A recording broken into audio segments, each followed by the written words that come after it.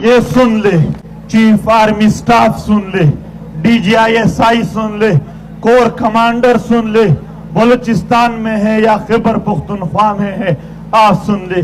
अगर यही तर्ज है जो आप लोगों ने अपनाया हुआ है, इस तर्ज के साथ पख्तून आपके साथ नहीं वक्त गुजारेंगे, नहीं रहना चाहेंगे, ऐसा नहीं चलेगा। हम गुलाम है, आप तारीख देख ले। फिरंग आया था हमारे सरजमीन पर, औरंग आया था, बड़े बड़े ताकतवर आए थे, उन्होंने इस सरजमीन पर कब्जा तो किया था, मगर उनका अंजाम देख लो कि आज वो हमारे सरजमीन को दूर से भी नहीं देख सकते हैं।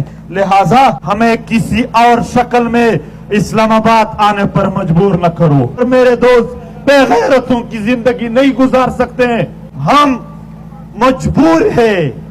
एक बार फिर कहते हैं, मजबूर किया जा रहा है हमें। सुन ले कि ये आपके फायदे में नहीं होगा, आपको बहुत नुकसान पहुंचेगा।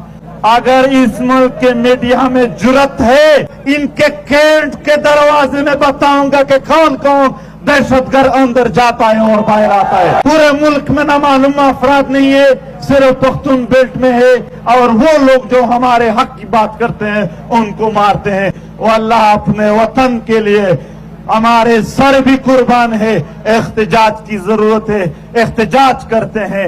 मगर अगर ये जर्नल न आईन मानते हैं, न इस्लाम मानते हैं, न रवायात मानते हैं, सिर्फ बदमाशी मानते हैं, तो फिर हमारे पख्तूनों का तारीख सुनो कि बदमाशों का हम क्या हाल बनाते हैं।